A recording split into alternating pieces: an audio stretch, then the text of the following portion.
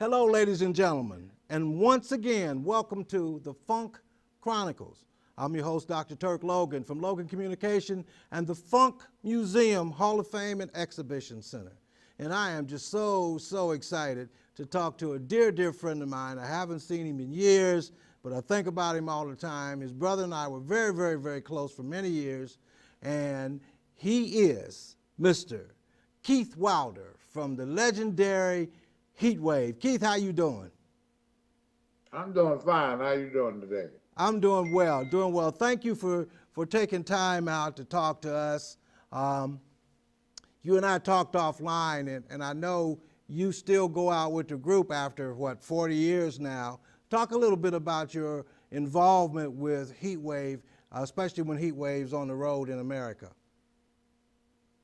Well, the involvement is one of the lead singers, and I guess I've been doing this since Heat Wave actually began, and just, going back over all the hits and songs we've done, and a lot of the tours that we have done. When you speak and do interviews, you go over that and rehash the past, and it's been pretty good.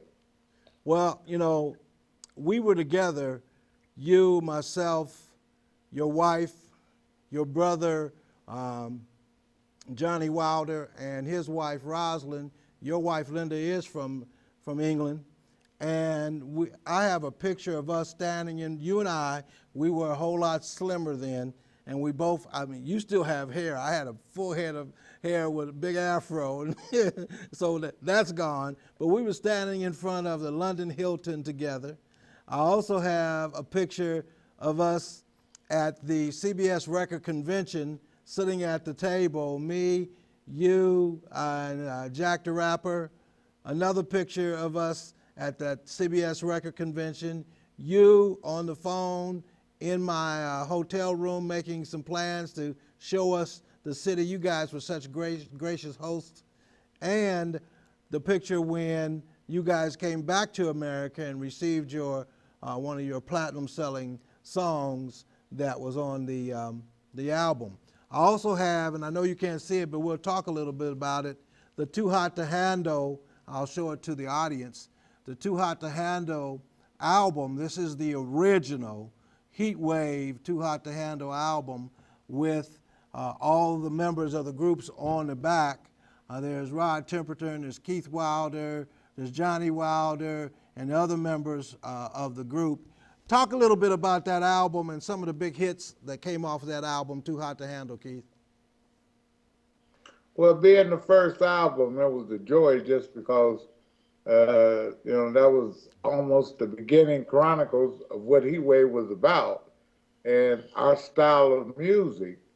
But being our first album and being a successful album, it was a great joy just because there was some strong, great hits on that album and great tunes on that album that really opened the door for us to pave the way for our career to get started. And I think it was just an open invitation to what we were about and where we were going. Well, I don't know if you know the history. I'm sure your brother may have told you, but in 1976, I was at a dance here in Dayton, Ohio, and your brother came to the dance and handed me this particular album, the Too Hot to Handle album. He said, he was very gracious, very humble. He said, when you have an opportunity, go home and listen to it and let me know what you think. He didn't ask me to play it on the radio. He just asked me to listen to it.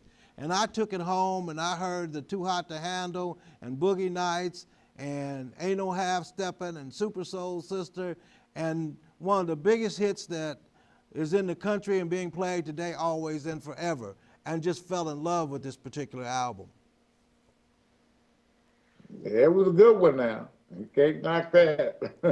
It was. And then the unique thing about that, Keith, I was invited to London, England, where the group resided in July of 1977, a year later, and CBS had repackaged the album once they signed you guys and sent it to me repackaged a year later, and after it was repackaged, they didn't know I had been playing it, this particular album, for a year and still have it intact today. And it has so many great memories. How many copies? Did this record go platinum, or how did that work? It was a double platinum album. It was one of the bigger selling albums that we had made. But yeah, it went double platinum in America, platinum Okay, so it went double in platinum. England. All the hit. And that Right. was what was so unique about Heatwave, because you guys came from, even though some of you and your brother Johnny, and maybe some of the other members from the group were from Dayton, Ohio, but you resided in Europe for many, many years. I believe the group was formed in London, England, wasn't it? Yeah, it was. Johnny and I were the only two from Dayton. Okay. The rest of the group were actually all born in Europe and yeah, Europe and like and in England. Like Bilbo was from Czechoslovakia, Mario was from Spain, and um,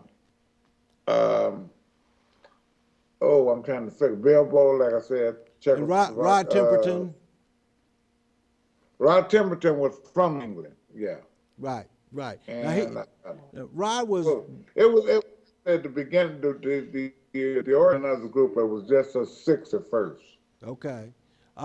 Now Rod was heavily involved. He went out on the road, from what I understand, with you guys for a while, but he was heavily involved in the writing of many of the songs. Is that correct? That's correct. Yeah, he was the principal writer. Okay, principal writer. Okay. Were any of the songs on any of the albums? Did you write any of the songs yourself? No, I didn't, but Johnny did, and my wife wrote about 3 or 4 songs on some of the albums as well. Oh, that's excellent. That's excellent. How many albums did Heatwave do up until the time Johnny's accident happened in 1979? Well, all the time, even after Johnny's accident, because Johnny continued recording, we did about 5 albums, 6 albums, which was a collaboration, but we did a total of 5 completely new albums, and the 6th one, like I said, was a collaboration, and they were all good albums. They all, I thought they were all on fire myself. Well, they were, and you're right. They were all good albums, and every time that we got one, from the days of the times I was at WDAO, and then when I went to Central State University in 1986, I always made sure that Heatwave was right at the top of the list on our surveys. And then your brother Johnny came up to work with us at Central State in our, Right. we had built a 32-track recording studio, and Johnny came up to work after his accident to work with us. And the kids at Central State loved him in the studio. We could take his microphone and plug it into the studio, and he could talk into the microphone, as I'm sure you're aware, and all the knobs would move on the board like it was magic. It was just amazing. And every time he came in, I always thought about you and the group and the good days and the times we had in London, England. And what else? Are you doing any writing or anything? I know you're not performing as much as you used to, but are you doing any writing or any production or anything at this time? Not right now at this time. Right now, because in the last 2 years I had a stroke myself, so I haven't been doing a lot of writing. Basically, after I got well enough to get back up and get out and perform, my main strength now have been just getting strong enough to sing again, to go back out on tour with the band. Right. And I still go overseas quite a bit and tour around here in America, and I guess that's the meat of what I do now anyway these days. Yeah, I was told and had heard that you had a little bit of a setback health-wise, and I'm just glad that you're in the process of recovering from that, and I wish you a speedy recovery from that perspective. But, you know, you got your wife, Linda, of how many years now? Let me see, 38, 39 years? Yeah, you close around the parameter of what it's supposed to be. That's it. And I know that for a fact. And you got the best nurse in the world with Linda, Oh yeah. and I know she takes care of you, and that you tell her that I ask about her and say hello. Um, when you get an opportunity, we want to talk about the Funk Museum Hall of Fame and Exhibition Center, and we want to talk about maybe getting some heat wave memorabilia, maybe some uniforms or some shoes. I know Johnny used to wear a turban or some stuff that you may have in storage so we can represent heat wave. So I'd appreciate it at some point in time if you would consider that, and if you had the opportunity, because I know you're still the group leader, and if you have the opportunity, maybe you and David Webb can get together and collaborate on maybe some stuff we can put in the museum. What is your take, Keith, on the Funk Museum Music Hall of Fame in Dayton, Ohio? I think that that's a good idea because I mean we had some great talent that came up out of Dayton, Ohio, and to put that together and make a collaboration of what Dayton represented to the music scene worldwide today, oh, it speaks in volumes. And for the young folk that are coming up today, wanting to know history and how I got around to being there, look to Dayton, Ohio, and had to look no further because we got a capsule in there as big as Motown. Well, and you're exactly right. And I spent some time with Barry Gordy during the development days of the Dayton Sound, and spent some time with him at Motown, and had the opportunity to be in the studio with the Temptations and Marvin Gaye and some of the great artists on the Motown. And it just gave me a thought. I said, well, you know, if Motown can do it and be successful, we can do it here in Dayton, Ohio, and be successful as well with the many groups and the talent that we had out of Dayton, Ohio. And one of the major groups that was international was Heatwave, and you guys toured all over the world, correct? Correct. The other thing also, Motown was about the doo-wop groups and, different singers like that. But with the sound from Ohio came the bands. And that's when we came out because everything was the battle of the bands and that time in those days. Whereas Motown was like the battle of groups, you know, female and male vocal groups. Whereas the Ohio sound just was, it was at the right time because it brought about a whole new direction where music was heading at that time. Well, you know, you hit the nail on the head because, and we also brought the funk in as well because a lot of the music that are on the many albums that you guys recorded is pure funk. That's right. Had that sizzling sound of the day. That's right. That's right. And you know, on my little radio station in Xenia, Ohio, we still play all of Heat Wave's music, and people still respond to it. They request it. They still respond to it like it was just yesterday, and that's a beautiful thing because of being a part of that from DAO to WCSU and now to WTRK. It's a blessing. It's a blessing, one, that we're still here to be able to talk about it and for you to perform. You know, I told you off air, I had a little setback myself in 2006, and your brother came out to see me on that Friday after I came out of surgery, and he and his wife, Rosalind, because Johnny couldn't drive, obviously, and for those of you that don't know, Keith's brother, Johnny Wilder, was a quadriplegic in the fourth level from an accident that occurred here in Dayton, Ohio in 1979. And so Rosalind did the majority of the driving, and he was just so gracious to come and see me And sad to say, he passed that Saturday night, Sunday morning, and is still very sorely missed, I'm sure, by you, Keith, but definitely by me because we were so close. Oh yeah, So, that's what Keith, it was like back then.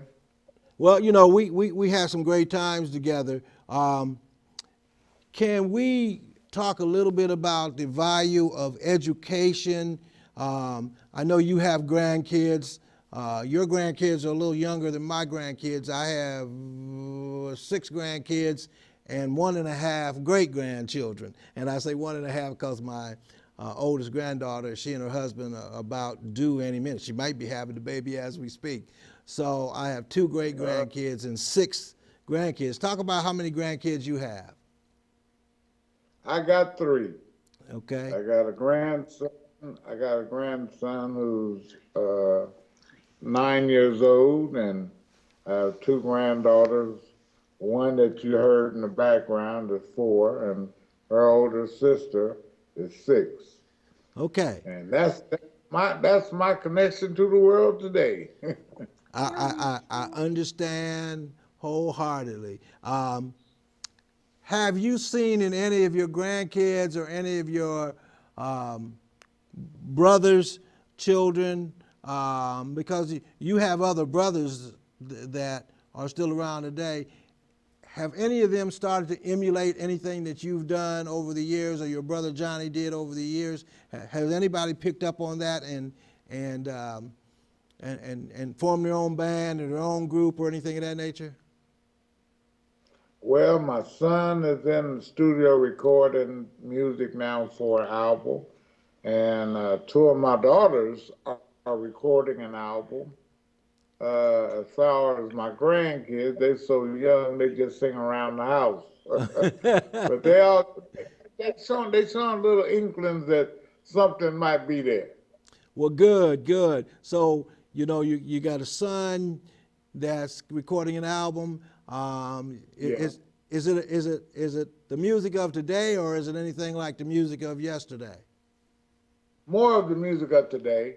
Okay, okay, 'Cause he sings and he does a little rapping, but it's some pretty good stuff though. I kind of like what he's doing. I like the direction he's going. okay. Are you And my older 2 daughters, their style is laid back, but it's good to where it is. Would you like to hear from my son and ask him a question? well, yeah, if you have an opportunity, if he's there. Yeah, his name is Keith Jr. Come here, Keith. Talk to him for a minute. How you guys doing? Hey, man, how you doing? I'm doing good. About yourself? I'm hanging in there for it, old man. Your father was telling me that you're doing an album yourself. So tell me a little bit about your album. Well, it's kind of like today's R&B and pop. A bunch of singing, couple ballads, couple dance hits. I'm actually working to do a couple of remakes of Heatwave's great songs like "Always and Forever" and "Mind Blowing Decisions." Um, but yeah, it's a whole bunch of just great fun music. Music like Chris Brown used to do and still currently does. Justin Timberlake's upbeat stuff. So just keeping it live. Well, when you hit a chord when you say you're doing some of your uncle's music with "Always and Forever." I mean, because he sang that song before the accident. He sang that song after the accident, and I still play that song at least once a week on my radio station. So if we get a remake of it, talk to Dad or make sure that we get a copy of it so we can continue your family's legacy. Oh yeah, most definitely. Well, good. Well, we wish you a lot of success and with your, are you going to self-release it or is there a label deal or anything involved in it? At the moment, no label deals. It's been a bunch of independent work. But if one does happen to come around, and definitely the right setup with it, and my parents agree with it, and the management, then I would definitely go with the label. Well, but you're in the right market because Atlanta is a great music market, and you're in the right market. And like I said, I wish you all the best. So Keith, it looks like what I ask is a continuation of the legacy of Heat Wave with your son and maybe some of your other two kids. Yeah, they all there. Look like it's a continuation. They all have their hearts in it well enough, and they perform. They got good voices, and they write good, and so like I think they go in the right direction. How about education, Keith? Do you push education with your family and your kids and whatnot? Oh yeah, they all finish school and they all work well. Well, that's My good. older two daughters, they do music with the work they doing, but Okay. they all doing well. They all doing. He's the youngest, and he has another sister, but she never got involved with music. She just works. So I mean, the kids are doing great. I try not to push them in the direction I went, because it has to be from their own heart and from where they want to go, and they seem to be going in the right direction. Well, they have good parenting, and good parenting always ends up with good kids. And that's very special because I could just see, like your son said, when I asked about the label deal, he said, with the direction and with the permission of my parents, then we would. So it looks to me that if somebody approaches him, he's going to say, make sure you talk to my mom and dad and get you guys involved in that. Is that correct? Yeah, some people try to pick up on you and they can abuse a person's career by trying to make it their own. And I just making sure he's checking the right people and the pedigree of where they coming from. That's important. And it's good to have a father like you with such a strong music background that knows the business of show business, that's been in the business of show business, to give him some direction, because you're right, so many youngsters step out there and do the same thing so many people have done in the past by having these record contracts and not understanding these record contracts, and then getting themselves in a lot of financial trouble because of more show and not enough business. And so it looks like you're getting ready to give your son guidance and your daughters as well. Oh yeah, that's the only way you can do it. You want to prepare them to go in the right direction, so they're just not out there and they put a whole bunch of stuff out there and somebody else is getting them, and the next thing you know, their music get abused. Exactly, exactly. Well, Keith, it's been an honor to talk to you and for you to take time out of your schedule to spend some time with us here on the Funk Chronicles. In 45 seconds to a minute, leave us with something very special for the audience from Heat Wave. Well, from Heat Wave it's your heart. If your music is where your heart is and you put your whole heart into it, it will come out the way your heart is as a person and a human being. Johnny and myself, we kept our music in a vein that also was a pure, clear picture and representation of what we were like and what we were about. And we kept our music that way. We kept it, something that you can relate for years and years. And it's not something that you would be ashamed to have your children's children, or your family members or your friends ever have a second doubt or thought about. And we just kept it real and kept it pure. Well, I know that. Hope you're in that music business. That's the way you keep it. Well, I know that because I've followed you guys for over 40 years in your career, and I have all your albums and play all your albums. And Keith, thank you for joining us on the Funk Chronicles, and God bless and continue to get healthy.